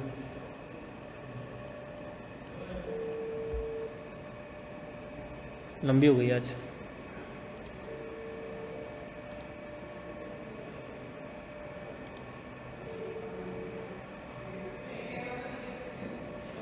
अच्छा एक काम करता हूँ, मैं इस वीडियो को ना यहीं रोकता हूँ और दोबारा ऑन करता हूँ। चलो जी, बहरहाल आई होप मेरी स्क्रीन आ रही होगी। मैं प्रपोजल बी की बात कर रहा हूँ। जावेद एक डायरेक्टर हैं SIL के, वो अपना इंटरेस्ट शो कर रहे हैं in acquiring the land at market value. In exchange उन्होंने कहा कि या तो मेरी अनयूज लैंड ले लो झेलम वाली, या स्वैप कर लो प्रेजेंट कैश, ठीक है। ऊपर वाला कौन बोल रहा है? Non cash. नीचे वाला बोल रहा है तो कैश कर लो, या तो आधर नॉन कैश कर लो। अब वो कह रहा है ज़रा मुझे बताओ कि इसके लिए तुम्हारा क्या ओपिनियन है। अगर मैं आयरैक मेथड को फॉलो करूँ तो सबसे पहले मुझे क्या करना पड़ेगा? इशू बताना पड़ेगा। इशू में बताऊंगा जनाब एक अनलिस्टेड सब्सिडरी वो अपनी लैंड बेच रही है, 2 डायरेक्टर्स हैं एंड ऑल दैट। फिर मैं आऊँगा रूल पे। जब मैं रूल लिखूंगा तो मैं क्या कहूँगा कि जनाब जब डायरेक्टर्स को आप कोई भी चीज़ बेच रहे हो तो इसके लिए तो सबसे पहले मेंबर्स का अप्रूवल रिक्वायर्ड है, ठीक है। और चूँकि अगर ये नॉन कैश है तो फिर ये तो रजिस्टर्ड वैल्यू से इसकी वैल्यूशन भी होनी चाहिए, जो हमने लास्ट क्लास में डिस्कस किया है। और कैश ट्रांजेक्शन अगर ये कर रहा है, ऑफर कर रहा है डायरेक्टर भी, तो वो बैंकिंग चैनल के थ्रू होनी चाहिए। और रूल क्या है कि अगर वो होल्डिंग कंपनी का भी डायरेक्टर है तो फिर उसके लिए वहाँ के मेंबर्स के भी अप्रूवल ज़रूरी है। ये हो गया रूल। अगर मैं एनालिसिस करूँ तो एनालिसिस मेरे कुछ होंगे इस तरह से। प्रपोजल ए को अलग एवेल्यूएट करूँगा, प्रपोजल बी को अलग एवेल्यूएट करूँगा, ठीक है। एवेल्यूएट करने के बाद फिर मैं आऊँगा अपने कंक्लूजन के ऊपर कि मैं आइदर लैंड बेच सकता हूँ या नहीं बेच सकता। मेरा मकसद क्या है, इसमें सवाल डिस्कस करना नहीं है। मकसद क्या है? ड्राफ्टिंग डिस्कस करना, कि ड्राफ्ट करना किस तरह है। सवाल किया हुआ है वाला? हाँ तुमसे पूछ रहा हूँ। हाँ किया है वाला सवाल? केस स्टडी का कर लेना कर जाके, ठीक है। बात समझ आ रही है? अभी मैं चैप्टर नहीं पढ़ा रहा कि सवाल डिस्कस करूँ, ड्राफ्टिंग सिखा रहा हूँ। एक और सवाल आ जाओ। 4 नंबर का सवाल है छोटा सा। वो कहता है CML एक पब्लिक अनलिस्टेड कंपनी है, पेड अप कैपिटल है इतना, शेयर्स की वैल्यू है इतनी, इलेक्शन हो रहा है बोर्ड ऑफ डायरेक्टर्स के, जिसके अंदर वो इलेक्शन ऑफ डायरेक्टर्स के रिजल्ट्स कुछ ऐसे हैं। 4 लोग थे, Adnan, Abdullah, Armaghan, Tahami. Number of votes इनके फेवर में इतने आए थे और रिजल्ट ऑफ इलेक्शन इनके कुछ यूँ थे। वो कहता है कि CML के बोर्ड ने डिसाइड किया है अदनान को रिमूव कर दे due to his involvement in fraudulent activities. किसको रिमूव करने की बात कर रहे हैं? अदनान को। अदनान कौन था? इलेक्टेड डायरेक्टर था। अच्छा, तो वो कहता है कि अंडर द प्रोविजन बताओ कि कितने नंबर ऑफ वोट चाहिए उसको रिटेन करने के लिए। इलेक्टेड डायरेक्टर था कैटेगरी 1 या कैटेगरी 2? कैटेगरी 1। तो फिर क्या करना पड़ेगा इसके लिए? हमें जो लीस्ट वोट लेकर आया था उसके कंपेयर करेंगे, अगर उतने आगे तो बच जाएगा, नहीं तो बढ़ जाएगा, ठीक है। आप परेशान नहीं हो, फर्स्ट टाइम वाले हजरात आप परेशान नहीं हो, हम सिर्फ एक चीज़ डिस्कस कर रहे हैं, सवाल का पैटर्न। और सवाल नंबर 2 में क्या है? कहता है कि अगर इलेक्टेड अनअपोज होता तो फिर कैटेगरी 2 में चला जाता, उसके लिए क्या करना पड़ता? एवरेज वोट निकालने पड़ते हैं। तो क्या करूँगा? सबसे पहले मैं इशू बताऊँगा कि क्या वो डायरेक्टरशिप अपनी रिटेन कर सकता है या नहीं। सवाल नंबर 1 में या नंबर 2 में, पार्ट 1 में या पार्ट 2 में। इशू तुमने बिल्कुल भी नहीं लिखना। सर ये लेंदी नहीं हो जाएगा बिकॉज एग्जामिनर कहता है बच्चा बहुत ज़्यादा लिख देता है। अभी टिक कर देता हूँ, फैजान रुक जाओ। पहले मैं सिखा रहा हूँ अप्रोच, कि अप्रोच क्या होना चाहिए, उसके बाद शॉर्टकट सिखाऊंगा। डायरेक्ट अगर शॉर्टकट सिखाऊंगा ना तो तुम क्या करोगे? शॉर्टकट को भी मज़ीद शॉर्ट कर दोगे, ठीक है, और अंडर ऐड कर दोगे बहुत ज़्यादा, ठीक है। चलो फिर हम क्या करेंगे? रूल लिखेंगे। केस नंबर कैटेगरी 1 का रूल, कैटेगरी 2 का रूल, ठीक है। फिर हम क्या करेंगे? एप्लीकेशन करेंगे। हाँ जी, हाँ बता रहा हूँ, रुक जाओ, सब्र करो ना, रुको ज़रा सब्र करो, ठीक है जी। फिर हम क्या करेंगे, एप्लीकेशन लिखेंगे, ठीक है। एप्लीकेशन लिखी, पहले की एप्लीकेशन क्या होनी चाहिए, दूसरे की, और फिर हम क्या करेंगे, कंक्लूड करेंगे। कम से कम अगर ये मार्क्स 6 होते या 7 होते तो जस्टिफाई बनता था, जस्टिफाई होता था। लेकिन 4 मार्क्स पे क्या मैं इतना ही लंबा लिखूँ? तो फिर आप लोग कहोगे कि उदैत भाई ने ड्राफ्टिंग की क्लास लगवाई, कि आपका भाई जो है वो ड्राफ्टिंग करवाएगा और इतना लंबा मेरिट सिखा रहा है। ये तो हमारे साथ क्या हो गया, अन्याय हो गया, नाइंसाफ़ी हो गई। तो हम क्या करेंगे, इसको ठीक करके जाएंगे क्लास में, आज की क्लास में ही ठीक करेंगे। कैसे करेंगे बताता हूँ, अभी टिक कर देता हूँ, अभी टिक कर देता हूँ। हाँ, रूल मीन्स जो हमें रट्टा मारा होगा, हाँ बिल्कुल ऐसा ही है, जो कानून है, जो रेलेवेंट लीगल प्रोविजन है, ठीक है जी। आ जाओ, अभी बताऊँ एंड में बताऊँ, शॉर्टकट एंड में बताऊँगा ताकि हम लोग को पूरी क्लास लेनी पड़े, अभी नहीं बताऊँगा। आ जाओ, स्टेप नंबर 4 हमने क्या करना है, हमने अपनी गलतियों से सीखना है। अब ये वो गलती हैं जो हर ज़माने में हर बच्चा करता हुआ आ रहा है, चाहे वो बिजनेस लॉ का बच्चा हो या कंपनी लॉ का बच्चा हो। ये वो मिस्टेक्स हैं जो आपके ICAP का एग्जामिनर बताता है कि बेटा जो मेरे बच्चे हैं, वो प्यारे प्यारे बच्चे जो पेपर देने के लिए आते हैं, वो ये मिस्टेक्स पेपर में करके जाते हैं। तो हमने अगर इन मिस्टेक्स से अवॉइड कर लिया तो हम क्या कर लेंगे, पेपर पास कर लेंगे। पहला, failure to identify the core issue, यानी कि जो सवाल में कोर मसला है, परेशानी है, वो वही पिक नहीं कर पाते, यानी कि इशू पिक नहीं कर पाते कि वेदर इशू है क्या। सवाल number 2, point number 2, failing to address all part of the question. वो बचपन में हुआ करता था कि पेपर जो है वो पीछे भी होता था और हमसे आगे का सॉल्व करके आता था स्कूल में, फिर अम्मी से आगे मार पड़ती थी, बेटा पीछे भी पेपर था। ऐसा होता था मेरे साथ बहुत।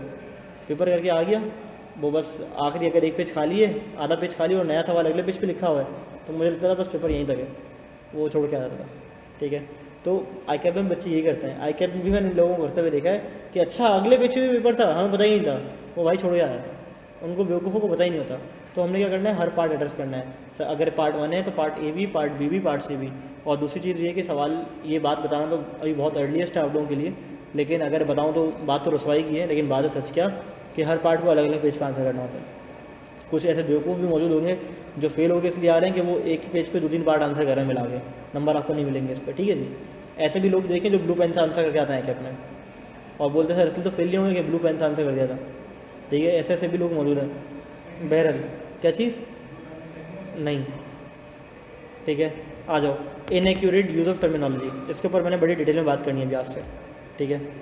कि आपके कोई लीगल वर्ड्स होते हैं जिनका आपने क्या करना है, एहतियात करनी, ख्याल करना है। आप अगर लीगल वर्ड्स को साइड में रख के अपनी जो आम ज़बान की रूटीन की अंग्रेज़ी है वो लिखना शुरू कर दोगे तो फिर पेपर आपका भाई मार्क्स के साथ नहीं निकलता। Number 4, incomplete application of legal provision, यानी कि आपने एप्लीकेशन ठीक से नहीं करी। तो आपको RAC पूरा अप्लाई करना है, रूल भी बताना है, एप्लीकेशन भी बतानी है और कंक्लूजन भी बताना पड़ेगा, ठीक है। ओके, वेग एप्लीकेशन आप अप्लाई सही से नहीं कर पा रहे। लैक ऑफ स्ट्रक्चर बहुत बड़ा मसला है, बहुत बड़ा मसला है। मेरे पास स्टूडेंट्स आते हैं, सर ये हमारा आंसर चेक कर दें, ठीक है। आंसर चेक करता हूँ तो एक पैराग्राफ में सब कुछ लिखा हुआ होता है, सारी बात, इशू भी वही है, रूल भी वही है, एनालिसिस भी वही है, कंक्लूजन भी वही है। देयरफॉर, हैंसफोर्थ लाइनों के बीच में ऐसे ही आ जाता है, मतलब जहाँ अंग्रेजी का वर्ड समझ नहीं आ रहा तो therefore, by the way, through this, by this, for this करके आंसर निकाल देते हैं। उनकी इंग्लिश का मतलब उनको भी नहीं पता होता लिखा क्या, ऐसी इंग्लिश, अल्लाह माफ़ करे, इससे वाहियात इंग्लिश, मतलब मैं ना देखना चाहता हूँ, ऐसी वाली होती है, ठीक है। तो ये लेवल होता है बच्चों का।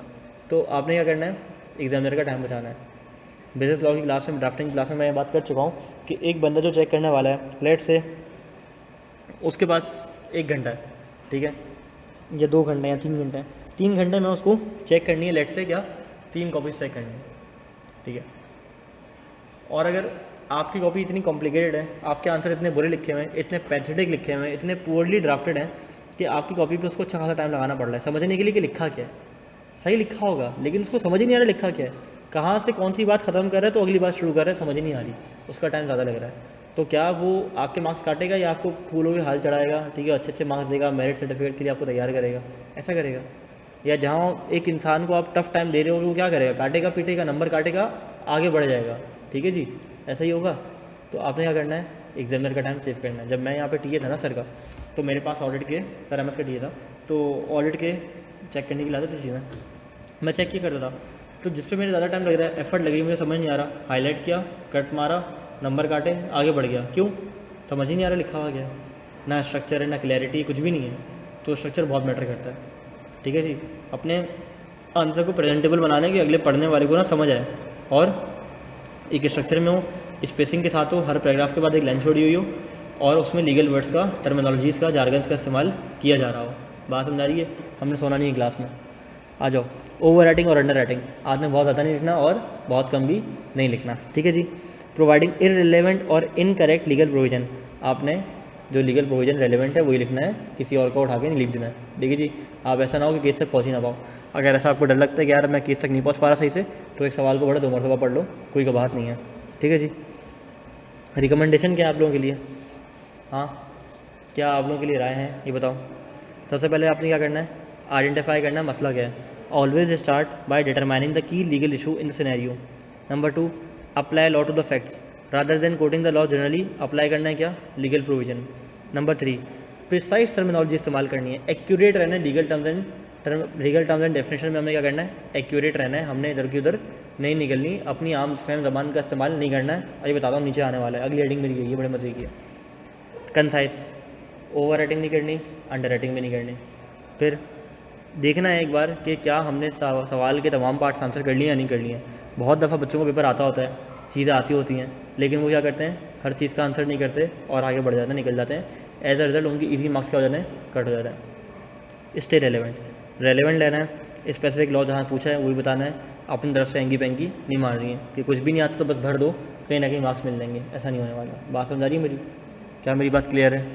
आज बहुत बोल लिया मैंने, ठीक है। वरना इनसे मुझे 1.25 घंटे की क्लास में 5-7 मिनट का ब्रेक आ जाता है।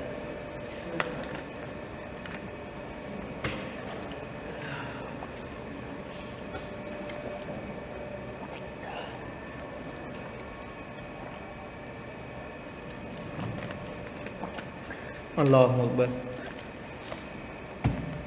बहरहाल हर सब्जेक्ट में ना कुछ लीगल टर्म्स होती हैं और कुछ कॉमन वर्ड्स होते हैं। हमें करना क्या चाहिए कि कॉमन वर्ड्स को साइड पे और लीगल वर्ड्स को दिल में रखना चाहिए, और दिल से कलम के ज़रिए वो पेपर में आना चाहिए, ऐसा ही है। बहुत दफ़ा ऐसे वर्ड होते हैं, जैसे बिज़नेस लॉ की मिसाल दूँ हम लोग को, बिज़नेस लॉ किसके पास है यहाँ पे? सबका पास है, सबका पास है, सारे पास हैं बिज़नेस लॉ वाले। वाह यार, जीते हो माशाल्लाह, सारे ही पास हैं। तो बिज़नेस लॉ में आप लोगों ने वर्ड पढ़ा होगा वॉइडेबल, ठीक है। वॉइडेबल क्या होता है कि सामने वाली पार्टी के पास ऑप्शन है कि वो कॉन्ट्रैक्ट को क्या कर दे, कैंसिल कर दे। तो अगर मैं अपने आंसर में लिख दूँ कि अरहाद भाई कैन कैंसिल द कॉन्ट्रैक्ट, तो क्या ये बात सही है? या अगर मैं ये लिखूँ कि the contract is voidable at the option of Arhad, वो ज़्यादा सही है? क्या सही है? दूसरा वाला सही है, क्योंकि मैंने उसमें क्या किया है, लीगल टर्मिनोलॉजी का इस्तेमाल किया है। हुसैन गाजी कोई मसला नहीं, पढ़ लो, आ जाओ। लीगल टर्मिनोलॉजी का क्या किया है, इस्तेमाल किया है, लीगल जार्गन का क्या किया है, ख्याल रखा है। इसी तरह से आ जाओ उधर कंपनी लॉ में। अगर मैं बात करूँ कंपनी के रूल्स, तो कंपनी के रूल्स को हम क्या कहते हैं यार, आर्टिकल ऑफ एसोसिएशन। तो हमने कंपनी के रूल्स नहीं कहना, हमने कहना है आर्टिकल ऑफ एसोसिएशन। हमने कंपनी की गोल नहीं कहना, गोल होता है इंसानों के, कंपनी की क्या होता है, ऑब्जेक्टिव्स होते हैं। हमने कहना है चेंज कंपनी नेम, तो हमने ये नहीं कहना, हमने कहना है ऑल्ट्रेशन ऑफ नेम क्लॉज हो जाएगी। Chapter number 2 memorandum of association से इसका आंसर करेंगे, ठीक है जी।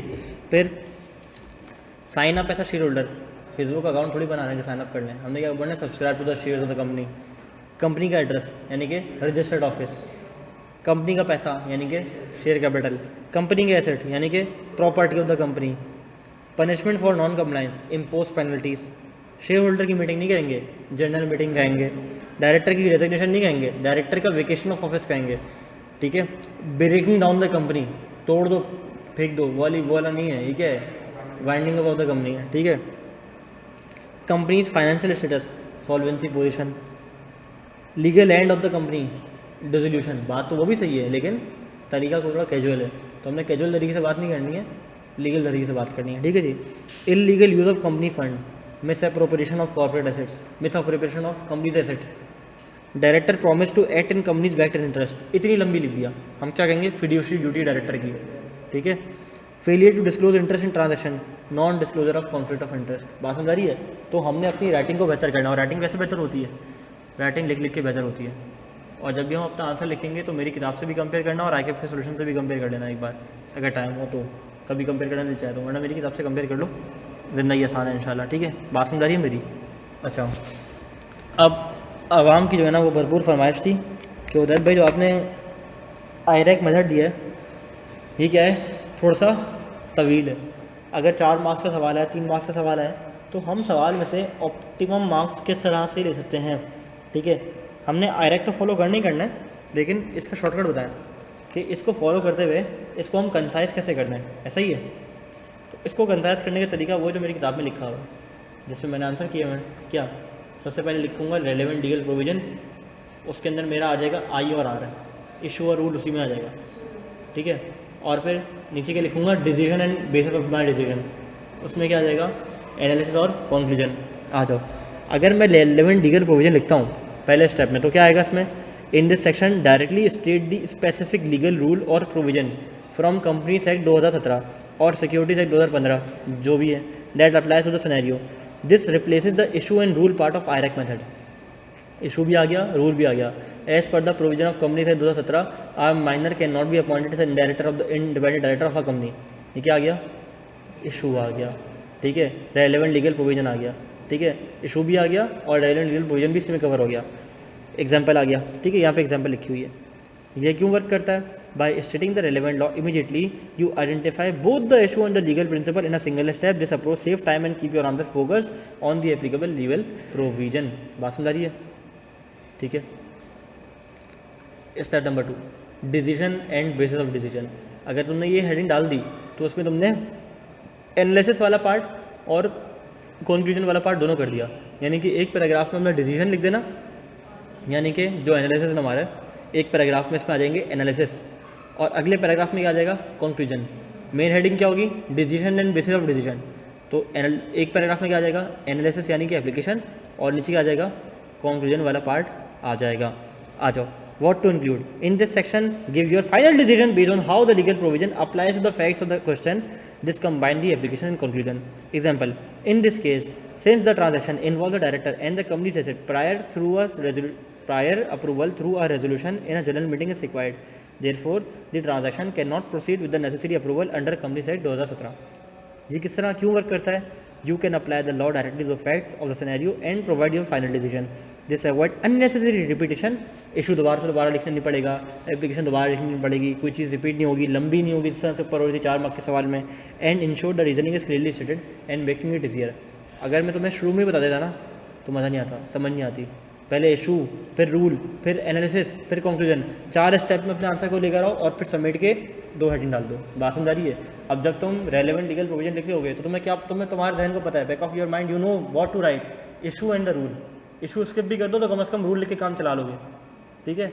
और फिर decision and basis of decision के इंटर क्या लिखोगे, एनालाइज करोगे सिचुएशन को एक पैराग्राफ में अच्छे से, और फिर अगले पैराग्राफ में क्या करोगे, कंक्लूड करोगे अपनी बात को। क्या मेरी बात समझ आ रही है, ठीक है जी। आज का लेक्चर यहीं तक रखते हैं, lecture number 21। This was all for lecture number 21। और जो बाकी के लेक्चर हैं कंपनीज एक्ट के, यानी कि सॉरी कंपनी लॉ के हमारे, तो वो अगर मैं आज दिन तारीख देख लूँ क्या चल रही है, आज तारीख है 4, अगली क्लास होगी 6 को, फिर होगी 8 को, अकॉर्डिंगली 11 को, 13 को, 15 को, ठीक है जी। 3 क्लास हफ्ते में हुआ करेंगी। और चैप्टर नंबर 5 मैं शायद लाइव पढ़ाऊँ, रिकॉर्डेड पढ़ाऊँ, इट डिपेंड्स, ठीक है, on my mood as well as availability, ठीक है। मैंने प्री रिजल्ट बच्चों से प्रॉमिस कर लिया था, अग्रीमेंट कर दिया था वैसे ही अपने आपस में कि मैं 5 और 7 दूंगा रिकॉर्डेड। 5 है शेयर कैपिटल, 7 है मॉर्गेज चार्जेस। 5 तो ऐसे ही कहा था, 5 शायद मैं पढ़ा दूँ, देखिए कोई मतलब मुझे मसला नहीं है पढ़ाने में। 5 4 के बाद 5 पढ़ा दूँगा, लेकिन 5 फिर मैं इस तरह से पढ़ाऊँगा कि जनाब क्या कहते हैं उसको, आपका अल्लाह भला करे, मिक्स करके चलाऊँगा कि 5 में कुछ पढ़ा दिया, कुछ प्रैक्टिस का जो है मैंने हिस्सा जो है वो रिकॉर्डेड दे दिया, ठीक है। इस तरह चल जाएगा 5 और 7 टोटल रिकॉर्डेड जाएगा। उसकी एक वजह है क्योंकि वो चैप्टर मुझे बिल्कुल भी नहीं पसंद, ठीक है। मॉर्गेज एंड चार्जेस जैसे पहले पढ़ा हुआ है वो रिलेट करेगा, आपको अच्छा लगता है मॉर्गेज चार्जेस, ठीक है, बिल्कुल बोरिंग चैप्टर है ना। Property inside Pakistan, outside Pakistan, charge, mortgage, pledge, hypothecation and blah whatever, तो बड़ा बोरिंग चैप्टर है। 7 में पढ़ा दें, अच्छा शादी है तुम्हारी, मजाक कर रहा हूँ यार फैज़ान भाई, आई लव यू।